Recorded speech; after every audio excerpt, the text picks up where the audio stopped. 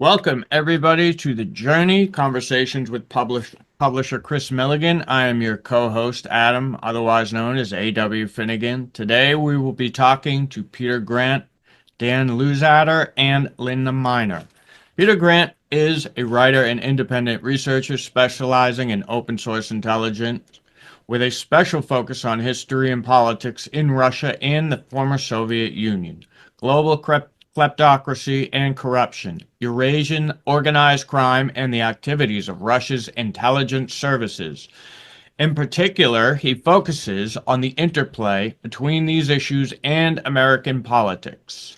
Dan Luzadder is an American journalist and author whose lengthy newspaper career began as a teenage police reporter in the last days of linotypes. He came of age amid hagiographic newsroom characters who believed shoe leather reporting, tight deadlines, and well-placed sources were journalism's divinity. He has written for the New York Daily News and the New York Times, shared a Pulitzer Prize in 1983 for general local reporting, won a National Public Service Award from the American Bar Association for exposing corruption in federal courts, and is a member of the Scripps Howard Journalism Hall of Fame. He resides with his wife Nancy in the Pacific Northwest. He is the author of The Manchurian Journalist, Lawrence Wright, the CIA, and the Corruption of American Journalism. He is currently at work on a book and investigative documentary series on a cold case crime spree in Speedway, Indiana in 1978, and is completing a book on exploring the American myth of Al Capone. Linda Miner is a retired attorney, formerly licensed in Texas, whose legal specialty was real property law and land titles. She has a second career as a blogger and researcher for Daniel Hopsicker and other published authors. She lives near Austin, Texas, with her British-born husband and 2 cats. And now, your host, publisher Kris Millegan. Boy, Adam, thank you. Boy, we got some noted people on here that at least cracked a few books and looked into some things here. And I really appreciate you all spending some time with us here and trying to, understand how the world works. And, been looking at this for a long time, and it keeps, a lot of it revolves around the drug trade, okay, because it just creates this huge amounts of money, okay, and people then take that money and are able to corrupt things so that we don't live in an honest world. Imagine that. Okay.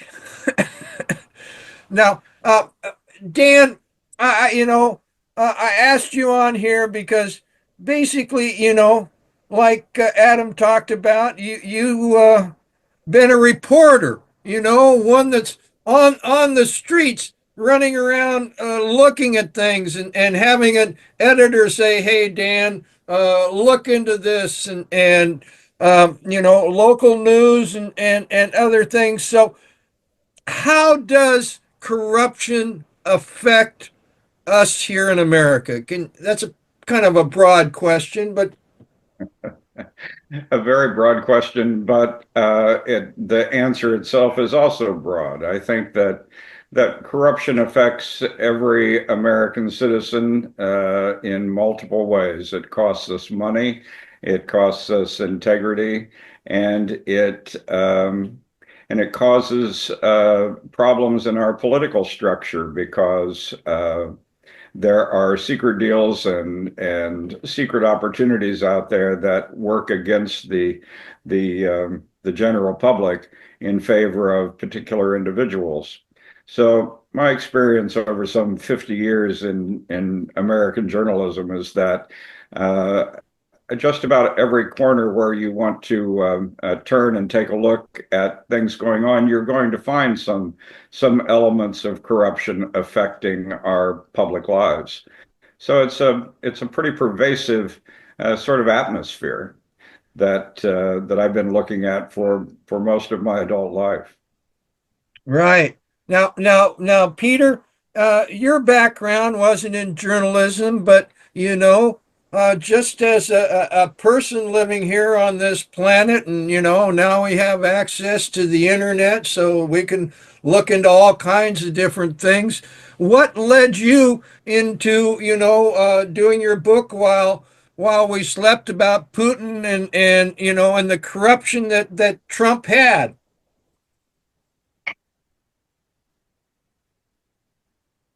Peter, you went away for a little bit. Did you hear that? The question? Maybe not. Okay. Seems he's kind of frozen. Right, right. Well, Linda. Oh, Linda. Yes, I'm Yeah. here. So again, as being you're a lawyer, and didn't somebody ask you to look into something, and you started to see corruption in a local level? Yeah, I think it was probably the year the movie JFK came out, and I was, I had been a skeptic for years about the Warren Commission and everything, but I'd never really delved into it. But I was working in Harris County for the county attorney's office, and we had a special unit that just did land titles because Harris County was the biggest landowner in Houston at the time. With their easements and their drainage problems and all, they had to acquire different aspects of real property, and that all the titles had to be checked. So at the time, a man named Robert Corson was active in Houston, and it was suspected that he may have been funneling money somehow to the county judge. And so I worked for the only Democratic official in Harris County, who was County Attorney Mike Driscoll. And he called me in one day and wanted to know if I could do some searches in the district clerk's office where the county real property records were stored, and see if I could find any corruption that would, through public information, that would have involved the county judge maybe taking kickbacks or something to develop land in Harris County. And so I took his request very seriously, and I got obsessed with it. In fact, I later published some of my stuff on a blog, some of the research I had done, and have recently been contacted to work with some people that were connected to another fraudster named John Dick, who seemingly had some type of investment bank on the Isle of Jersey. And it's, you see that in the headlines today, and it may even be revealed more as time passes, as we work on this new research. But that was how I got started. But now Harris County has is 8F in Harris County? Is what? The Suite 8F. Oh, Sweet AF. Yeah, that was way back. That was with Lyndon Johnson, even before Lyndon Johnson. It was a group of businessmen. And one thing I've found doing research, it's always businessmen that are behind the corruption. In this case, it was George and Herman Brown, who actually grew up in the same town where I live now. I didn't know that until I moved here. And they were builders and developers, and who actually got government connections to improve their business by building dams and things like that LBJ wanted. And so they became LBJ's biggest contributors for a while. And they built Brown and Root, which had government contracts to dredge the ship channel and all sorts of things like that. So the bigger the government contracts are, the more the people are inclined to get involved in corruption, because these public officials don't make a lot of money through their salaries, so they're always looking for some way to pay their kids' college tuition and just everyday things like that. And they don't think much about it at the time. They don't think of themselves as being corrupt. They just think, well, I've got to find a little side deal so that I can live well. They justify it however they can to keep going and show up at church and become a deacon and an elder and all that. They don't want people to know what they're doing on the side, to make a few bucks. They don't think it's bad. Well, they call what the slippery slope. Yeah. Well, Peter, you aren't frozen anymore, so I believe you're with us. I am. Thank you. Okay, good. So, your book While We Slept, getting into corruption between Putin and Trump, and it's quite a deep dive. And what led you to do that, and what corruption did you find? Well, there's an immense amount of corruption. Specifically, if you look at them both, Trump emerged out of 1970s New York, where corruption was really just baked into all kinds of interactions that developers were doing at the time. Trump was very close with the attorney Roy Cohn, who was a power broker in New York at that time. And he was getting him, $100 million tax abatements. Many of the contractors that he was using to build his various developments, including the Grand Hyatt and Trump Tower, were connected with organized crime.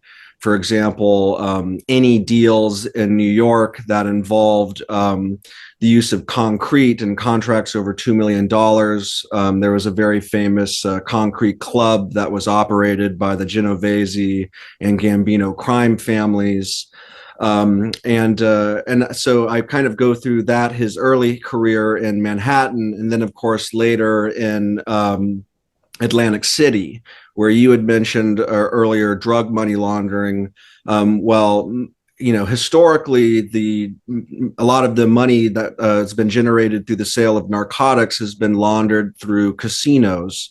That goes back to early Las Vegas and then Havana, and later in the late 1970s, when Atlantic City legalized casino gambling. That also coincided with the time of the rise of the drug barons in Colombia. And so there was a great deal of money laundering through the Trump Taj Mahal casino. Some of that was related to drug money laundering. And then if you go back into Putin's background, he, after working at the KGB for years, both in the Soviet Union and East Germany, then he later became the deputy mayor of St. Petersburg. And one of the first things that they did in the early 90s in St. Petersburg was legalize casino gambling. And Vladimir Putin's role as the deputy mayor was to award various licenses, primarily to individuals linked to organized crime, which at that time in Russia, many of them were also former members of the KGB who kind of merged with the local organized crime syndicate in St. Petersburg. That was an organization called the Tambovskaya Bratva, and they were essentially organizing casinos there that theoretically, were they to make a profit, were supposed to be reinvested into various civic organizations and endeavors in St. Petersburg. And perhaps unsurprisingly, they all claimed that none of them made any money. And so they basically were just pocketing money. And so both of those individuals are deeply tied in. Corruption was just part of their bread and butter through their various rises to power. More relevant right now in terms of corruption, you see with the Trump family, for example, they've created several cryptocurrencies, one of which is called World Liberty, and the individual who is the CEO of that is the son of Steve Witkoff. And you may recognize him because he is the top negotiator with both the Gaza situation in the Middle East. And he just recently was on Tucker Carlson because he had met personally with Vladimir Putin. So he's kind of Trump's top negotiator when it comes to issues relating to the Ukraine and to the Middle East. And Steve Witkoff's son is the CEO of the Trump World Liberty cryptocurrency, and he also like Trump, he's also a property developer in Manhattan, and multiple of his various properties have been purchased through various sovereign wealth funds in the Middle East, for example, Qatar or the United Arab Emirates. So you'll have a situation in which the UAE Sovereign Wealth Fund will put several $100 million into one of his buildings, and then he's also supposed to be negotiating on behalf of the United States. There's a clear conflict of interest. It's just classic corruption. You have another example where the Trump organization has now signed a $500 million hotel contract to develop a Trump International Hotel on a former Yugoslav military installation in Belgrade. And there's been large-scale anti-corruption protests in Serbia in the last several weeks, and yet we have a situation in which the president of the United States, his son, is engaged in business negotiations with the Serbian government. At the same time, we're supposed to be, the Trump administration is supposed to be the arbiter of our international relationship with that company. The same thing is true with Albania. Basically, the Albanian government has given the Kushner Group, which his company Affinity Partners received $2 billion from the Saudi Foreign Sovereign Investment Fund. And now they're developing luxury condominiums and hotels on a former Soviet military base on a beautiful island in the Mediterranean that was formerly home to Soviet submarines. And so all of this is done out in the open, whereas it used to be somewhat hidden. And so, yeah, it's an enormous problem. And the list goes on and on and on. Just one last example, you also, going back to your point of drug money laundering. Well, at the same time, the Trump administration is having theatrics like sending so-called Venezuelan gang members to private prisons in El Salvador. They've also gutted the Corporate Accountability, Corporate Transparency Act that was passed just recently, that was supposed to basically suggest that, or demand that that anonymous LLCs that are buying property around the country. I happen to live in New York City, where 40% of the 40% of the buildings are owned by anonymous LLCs. They've decided that they're no longer going to pursue that law, just in the same way that they're no longer going to continue to prosecute cases under the Foreign Corrupt Practices Act, which was designed to make sure that American businesses are not engaged in bribery overseas. So you have both outright corruption involving the president's family alongside his ability to make sure that the regulatory state does not pursue duly passed laws. So, yeah, we have corruption from the absolute highest levels, and it does have a major impact on regular people's lives, whether it's, increasing your rent here in New York because so many buildings are unoccupied or owned by corporate LLCs. Or making it a more corrupt business atmosphere around the world. So it's a very serious issue and something we all need to keep our eyes on. Amen. And as you said, you could have kept giving us the examples ad infinitum.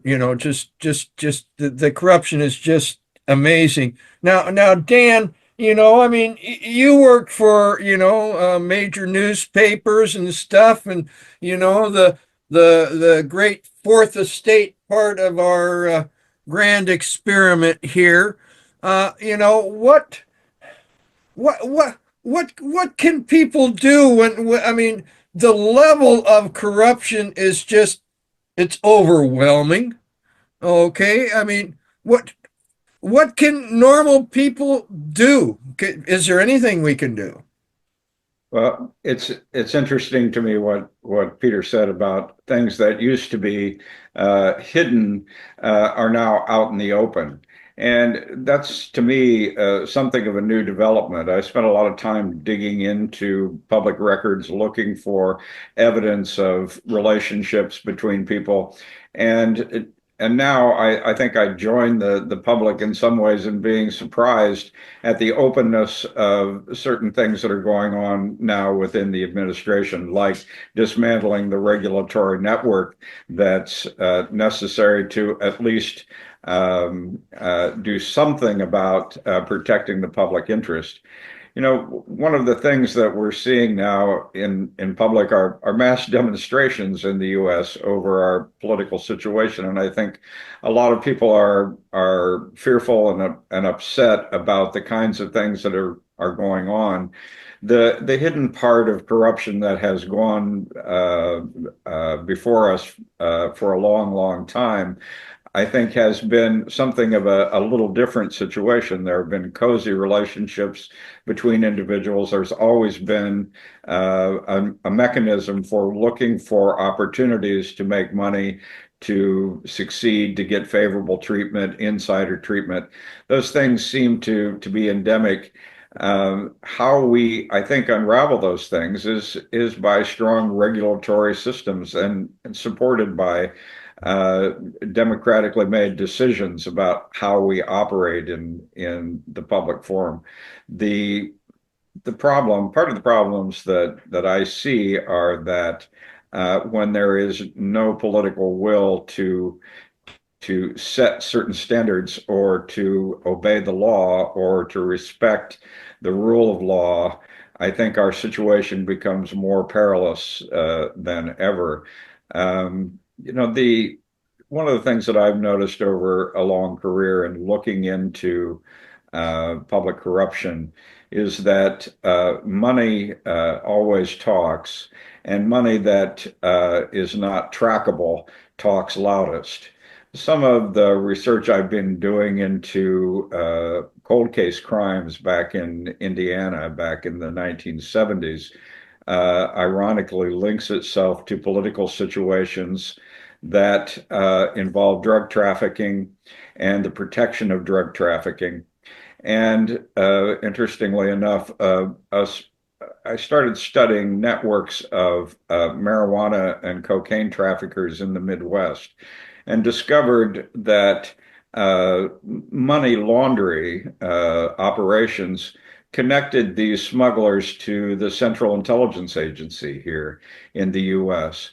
Through front companies, through other organizations, they were able to bleed huge amounts of money out of the drug trafficking operation and funnel them into intelligence operations and funnel them into political campaigns and subvert the democratic process along the way. So the kinds of things that Peter is describing involving Trump and Putin, the Russians and people involved in organized crime in the US, I think are high profile examples of things that also existed behind the scenes in America for a long time. But as we've noted, those things were more circumspect than they are now. Right. Yeah, I mean, corruption doesn't go away if nothing is done about it, you know. And, Linda, worked with Daniel on Gangster Planet, okay, where, the tagline is where being connected means never having to say you're sorry. And, Daniel, he was, looking in the drug trade and everything, you lift up a couple of rugs and look a little deeper because, once the drugs come in and they sell them and they've got all this money, then they've got to, figure out a way to launder it and move it around and then, and corrupt even deeper. Okay. And then the other thing about the drug trade, it uh, it moves around, okay, because people die, people get busted, different things, but and there seems to be uh, well, just like we had a mafia. Okay, the mafia was we had Sicilian mafia, we had Corsican mafias. Built on quote unquote tribal loyalties or whatnot. You trust your brother and your family. You trust your cousin. Blah blah blah blah. So we've had these organizations, and then they have generally worked together with intelligence agencies, and not just intelligence agencies in the United States, but intelligence agencies in every country that has an intelligence agency, because again, the drugs give you a supply of money that you don't got to ask somebody for, and then you can go do what you want with it. And one of the connecting tissues has been uh, the Chabot group. I call them the people with the fedoras. Okay. And because I find them all around Trump, I find them all around Putin, I find them all around Netanyahu. Okay. And they're using, their power that they've gained through corruption, okay, to play major geopolitical games, okay, that affect everything. Now, Linda, you and I mean Daniel would just be amazed. He would be traveling down, his clues, and somebody would send him an email which would show him a much wider picture. But the corruption that Daniel and you talk about in Gangster Planet is wide and deep, is it not, Linda? Yes, it's everywhere you look. But Daniel found corruption that a lot of people discounted uh, because they just, well, like last week, my sister was visiting and we talked, and I was trying to explain to her, the how you really can't uh, believe a lot of the propaganda you hear on TV. The political campaigns all seem to be hiding something. And what Daniel would do, I mean, Daniel was, he believed a lot in fighting corruption through laws and through government officials. Um, Even though he kept finding that some of those officials were uh, taking the part of the people they were supposed to be protecting us from. The CIA, I think, in this country didn't exist until 1947 as it is today, but it was brought into play because presidents who are in the executive department felt like they needed something to assure them that they were doing the right thing. And so intelligence agents were created mainly through British intelligence, who trained our operatives back during World War II and after. And the British and the French were colonial empires, basically. And they created colonies in other parts of the world to do what Trump is trying to do now, which is take charge of their strategic minerals, their resources, the things that these countries had that maybe the Commonwealth, as they called themselves, wanted and needed. And so they would make deals with the most corruptible parts of those colonies to supply them with what they wanted. And the CIA got involved in this during World War or after World War II through the OSS that was helping China defend itself against Japan. And at the time, the whole mainland of China was under the influence of people that we had already, that the United States had already corrupted through our empire in Indonesia and in Cuba. And that you're the expert on that because it involved the Taft administration, which was basically skull and bones. And so through our leaders' influence in that part of the world, we discovered that there was a drug called opium that would bring lots of money back into our government coffers. And the secret was in trying to figure out how to get that money into the United States without causing suspicion, you know. And so our country had a long history of laundering drug money in that way through our colonial empire of sorts that we took from the Spanish during the Spanish-American War. And I can't remember what your original question was now, but the more that we try to educate the public on our true history, the more people are starting to see that you know what that means, and it scares them. The fact that what we've been told is not real. We have to dig out our history on our own and try to, you know, convince ourselves that we're still good people, even though all of these things have happened in our name. Well, yeah, you're,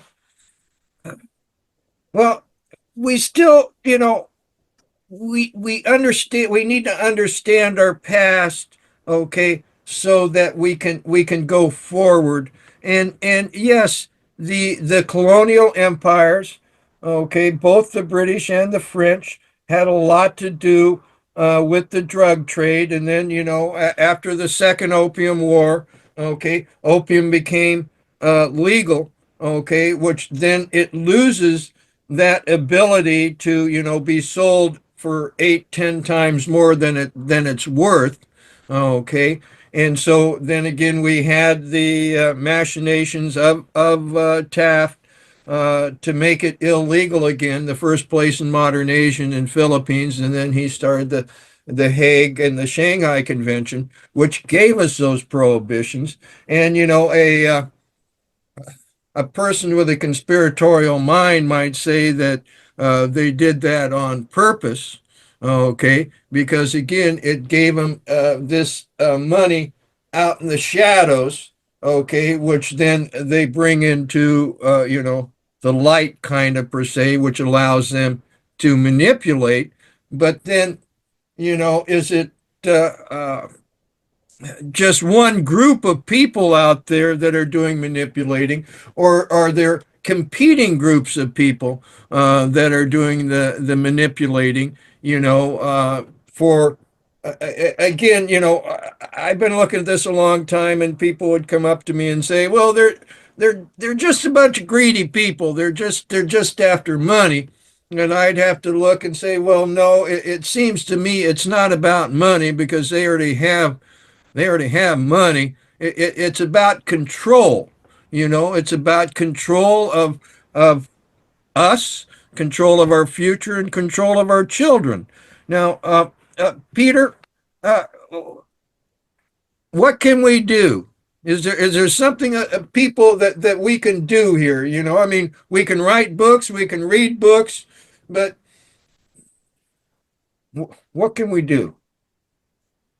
Well, just to follow up a little bit on what Linda was saying. So I would argue that the single most important enabling feature to global corruption right now, a system, if you will, is the system of Anglo-American financial secrecy.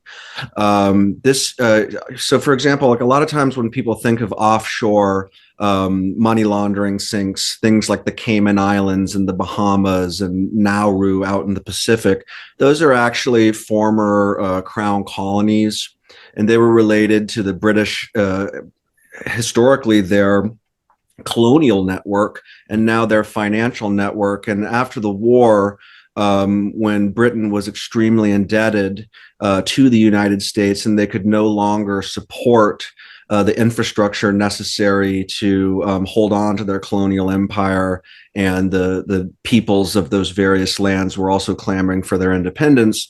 What they basically figured out was a clever workaround was you don't actually need to, say, control the mines in some distant land. If you have their corrupt elite banking with you, then you essentially can exert your influence through a more subtle means. And so they basically created secrecy laws that allowed for foreign dictators to bank with them and take their hot money out of their country. And that was essentially the same system that was used by organized crime and drug dealers. And at that time, in the 50s and 60s, when that network began to come into play, the United States was still, at least the financial markets were at that time quite heavily regulated under the New Deal regulations that passed following the crash of '29 in the 1930s. And so a lot of bankers in the city of London, which is important to understand, is a separate entity from the British government, actually dating back literally to medieval times. They have their own prerogatives and make their laws separate from the British Parliament. American firms were oftentimes using what was called the Eurodollar market, basically trading in Britain, which was not regulated under the New Deal. And of course, when Ronald Reagan came into power, he got rid of things like Glass-Steagall and a lot of other financial regulations. So I think we need to, if you're in the United States or at least in the United Kingdom, one of the things you can do is work to reform and bring transparency to our financial sector, because that is really inextricable. The licit economy is inextricable from the illicit economy. They're using a lot of the same financial institutions. One other thing that I think that can be done, and I believe I overheard that Dan was working on a book or a project related to Al Capone. I would argue that one of the most successful outfits in the history of the United States that was actually able to prosecute corruption was the IRS Intelligence Division. Under a gentleman by the name of Elmer Irie, they began to investigate organized crime, tax evasion. And the thing about organized crime, and again, this goes back to a point that Linda made earlier, is that it really can't exist without the tacit approval, not only of corruption in law enforcement, but also of politicians. And one of the things that Elmer Irie and his crew and IRS intelligence did was they did not only go against, their most notable case, of course, was against Al Capone. They also went after his successor, Frank Nitti, but they also prosecuted political bosses. An example being Enoch Johnson in Atlantic City, who was the political boss there. They also I'm spacing on his name, but one of the political bosses in Kansas City. Basically, they were able to do what Deep Throat suggested to the Watergate reporters, is follow the money. And they had the tools to do so. And unfortunately, it's actually a fascinating, there's an excellent book by the professor Alan Block called Masters of Paradise. The first investigation that the IRS intelligence division did of the offshore financial secrecy network took place in the Bahamas. And they were investigating organized crime money moving from places like Las Vegas into banks in Miami Beach, which had reciprocal relationships with banks in the Bahamas. And then it ended up in numbered accounts out in Switzerland, which were then being major investments of that formerly illicit money that had been laundered were going into the illicit economy and buying stock in major Fortune 500 corporations and things like that. And essentially, they ended up, to wrap this up, basically the IRS intelligence division started looking into various banks, such as Castle Bank, which had been founded by former members of the CIA and mob-linked attorneys in Chicago, and they had, potentially accounts held by the President of the United States, Richard Nixon, and a variety of other major business interests, such as the Pritzker family, and basically they got too high, and then while the country was largely preoccupied by Watergate, Richard Nixon appointed a new head of the IRS, a man named Donald Alexander, and he essentially defenestrated IRS intelligence, said that the IRS has no business looking in the Bahamas, that they really should be looking at tax evaders. And then so they actually got literally eliminated the IRS intelligence division. To this day, it's now referred to as the criminal division. And their focus now is primarily on low-level tax evaders.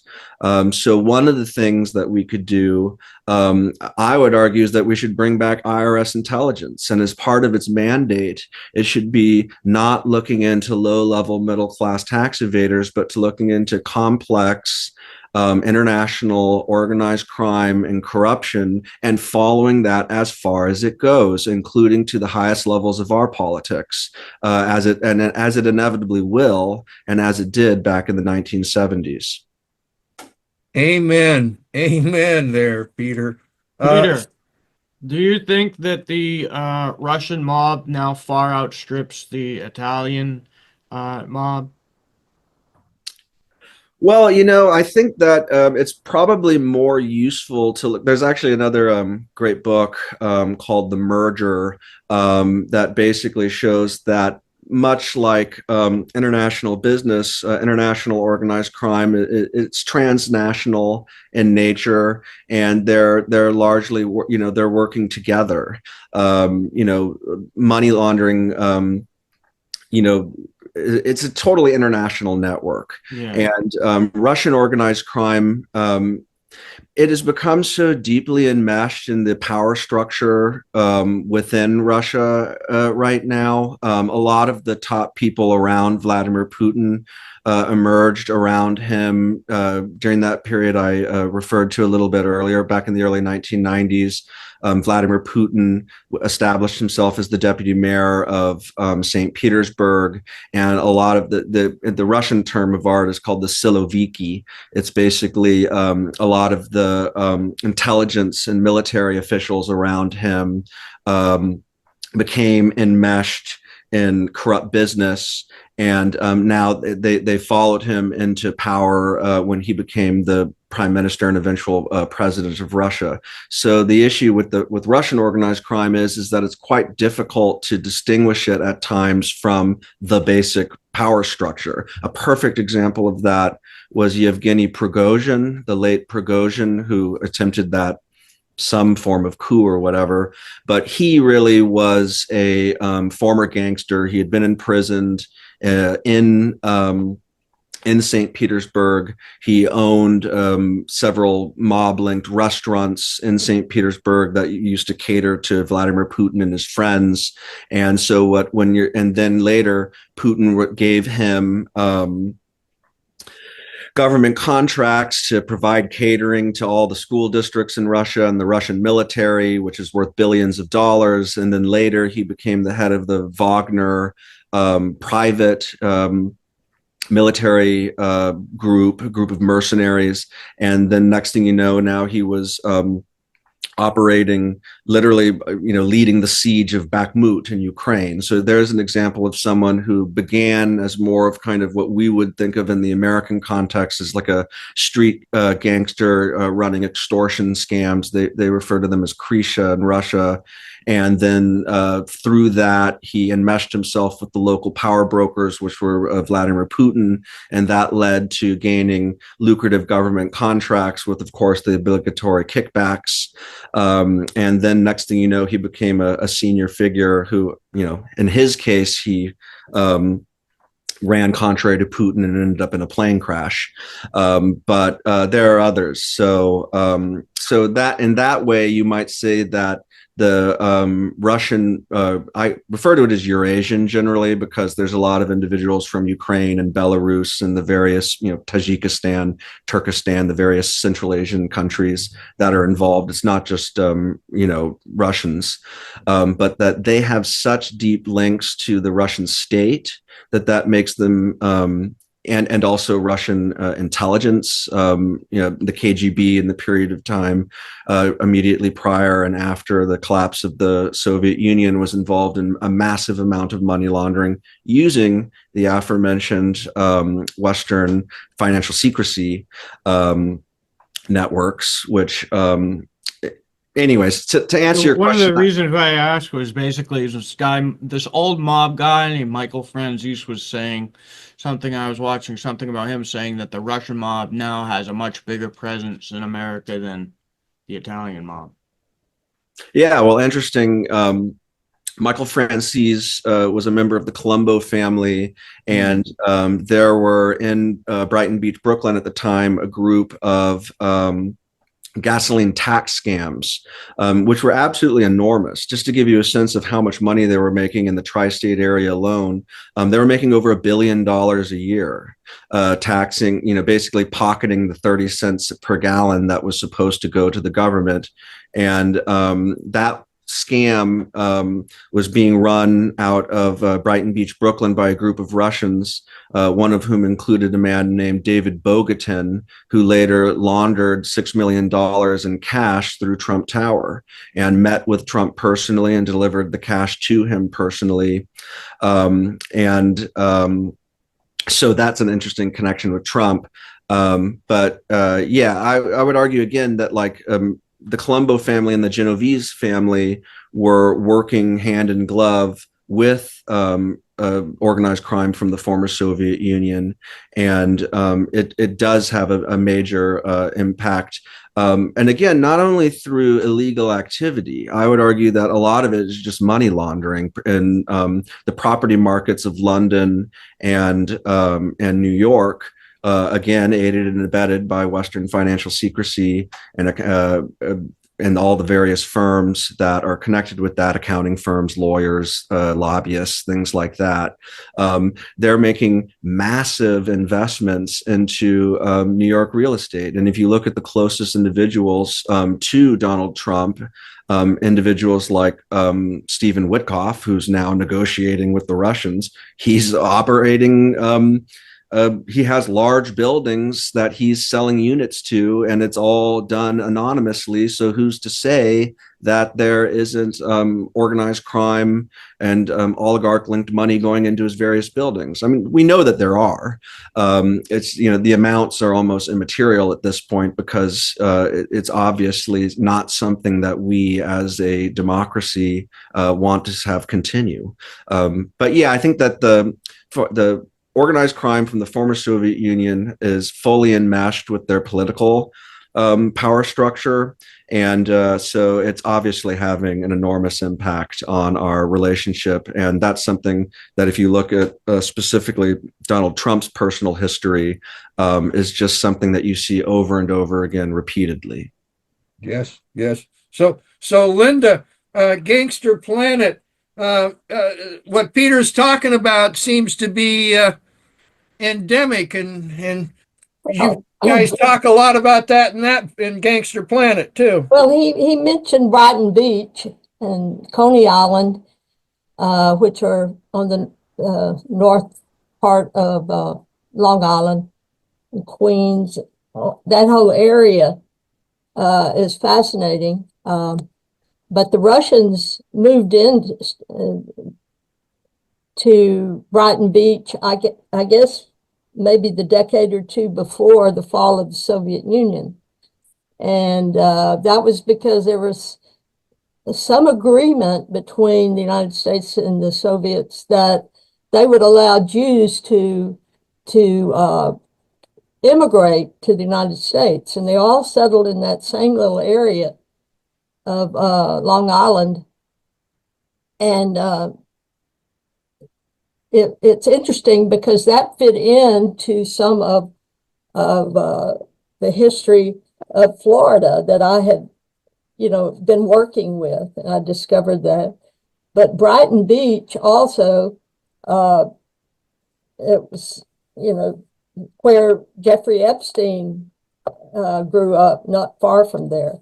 So there's a lot of what, I noticed Adam had asked about regular or Italian organized crime, but you have to consider that an Italian family that has children that grow up in the United States, they may have Italian names, but they're no longer ethnic Italians as far as needing something to connect them with other members of their family. They've gone to college, they've married, so they just kind of dissipate into the structure of the system, just like Peter was saying the Russian mob is doing. They become our neighbors, our friends, even our spouses. So these things are changed by time. But in more specifically about the Brighton Beach Russian mob, is it showed up in Daniel's research into one of the airplanes he suspected or he was following because it was busted with drugs aboard in Mexico. And we followed that little scenario to find out who may have been benefiting from that airplane's cargo. And it turned out that particular airplane that was owned by a former Russian immigrant who was part of that Brighton Beach area. He was a man named William Eichenbaum, and he was in business with a recent Russian immigrant named Eric Kislin. And so the Kislin family started doing developments in New York City in the meatpacking district. And, it's really strange that over time we traced who they were developing properties for, and those properties seemed to be connected to previous intelligence operatives in the United States. And I mentioned the DuPont family, for example. That name is one that came up repeatedly in our research. And so we delved further into that. And it just seems like anytime you have a family that has control of a lot of money and resources, they get appointed to posts that may be secretive or covert. The DuPonts were one of those. As they married daughters of the DuPont family, some of the other in-laws would be taken into the fold and given secrets of the family business or whatever. And it's a fascinating subject that I'm working on now, and hopefully we'll have. If I might just add one thing about the interesting thing about the DuPonts is that, and this goes back again to the whole system of financial secrecy, is that in the United States, oftentimes you'll see LLCs from Delaware. And that law was essentially written by the DuPont family, which operates in Delaware and has massive influence locally. Yeah. And the DuPonts were a chemical manufacturing and a munitions company. And so just to give you a sense of like how deeply involved they were certainly in the American intelligence and military world, and this is not necessarily all that surprising because they were the top chemical manufacturers in the country, is that they were involved with the gathering the fissile material that was necessary for the Manhattan Project. So this is a deeply connected to the tissue of American however you want to describe it, the military industrial complex. And they also were involved in writing laws, which to this day have a major impact on financial secrecy. Yeah. Dan, you worked for newspapers. How come us people don't know all this? Well, and other things, and any comments you care to make? Yeah. Well, and to that point, and also to Peter's point about the IRS going after Al Capone, one of the problems that has existed is a lack of information and distortions of history and distortions of factual information. The newspapers, for whatever faults they had at one time, at least were vigorous places where there were opportunities for reporters who didn't know better to tackle stories about things that were actually going on. But one of the things that I discovered in pursuing this book on Al Capone was that there was a lot of propaganda going on about who Al Capone was and what his control was of the Chicago mob. In fact, my source, who happened to be a fairly high level of the Chicago mob, talking about history and his interest in true history, one of his points was that the Chicago mob was never the mafia. They were never Italian. They were always multi-ethnic. And the actual head of the Chicago mob was not Al Capone. It was a guy named Jake Guzik, who history has characterized as an accountant for Al Capone. But Jake Guzik was the guy that was the mastermind behind the growth of the Chicago organization post-Prohibition into various activities, including money laundering, Las Vegas gambling, other sorts of things like that. And he was able to do that with his interface with the legitimate enterprises, as Peter noted. Frank Nitti went to prison for income tax evasion, and so did Jake Guzik through the IRS. But they got very short prison terms, and that was because they had influence that wasn't available to others. Al Capone was a figurehead within the Chicago mob, as was Sam Giancana later on. There were other people who were controlling and manipulating these things. Interestingly, after Prohibition, Jake Guzik moved the Chicago mob into organized gambling. And one of his partners in that process was a man named Moses Annenberg. You can go back to take a look at Moses Annenberg's history in journalism. They named a journalism school after him in California. The cooperation between the media and the mob was extensive, and even to the point of Hollywood filmmaking. And these kinds of things are generally not known to the American public. It's not because haven't been any reporting about them. There have been, but it hasn't been the mainstream sort of reporting that would expose some of these things that we believe to be true, which aren't really true. So I think those things, when we talk about what we can do about corruption, the more knowledge we have, the more factual information we have, and the more vigorous journalism is, I think the better chance we stand at understanding what's going on and doing something about it, or responding to politically to those things that distort our history and our ongoing understanding of what corruption is and who's doing it. Yes, indeed. I mean, one thing that Gangster Planet they talk about in there is, and it's been my understanding that the mob started to go legit, in the 30s, big time, and there's a lot of big companies that have a lot of mob involvement.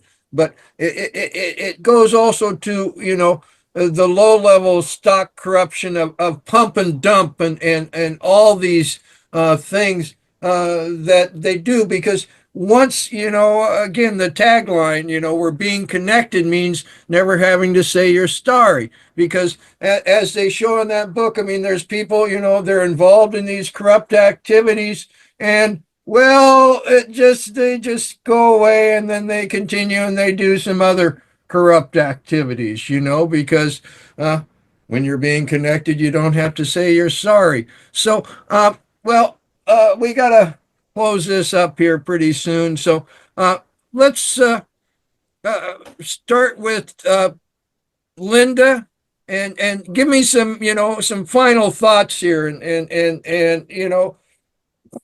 again, I mean, the time we're living in, I mean, who would have thought, I never thought when I was a kid that the times we're living in now would be what they are. I mean, it's just so corrupt and so polarized, and so 1930s Germany and all of this stuff that we're living in.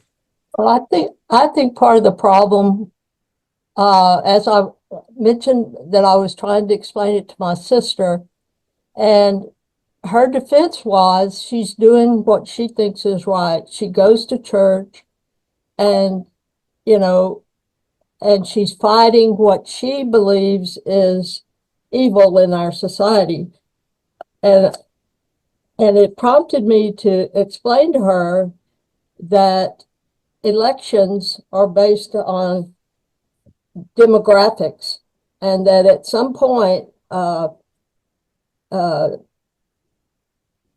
Romney had, if you may recall, when he was campaigning, he went to the Republicans and he said, demographically, we can never win another election, because, he broke it down. You've got the black vote, you've got the Christian vote, you've got this block of voters.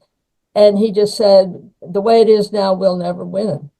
Well, what had happened was another group of Republicans had zeroed in on what they called the Christian vote, and they expanded it. And, and they not only did they expand it, but they built a whole campaign around demonizing different groups of people. And so Trump was able to take advantage of that. And I think it shocked everybody. During the pandemic, people just went wild with conspiracy theories about how the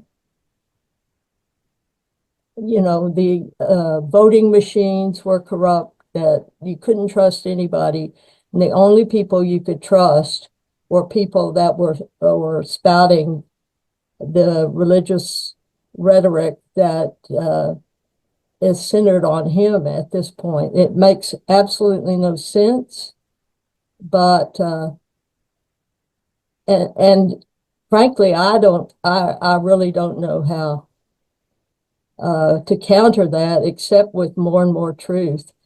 And, I didn't convince my sister, and, it's a sad state of affairs.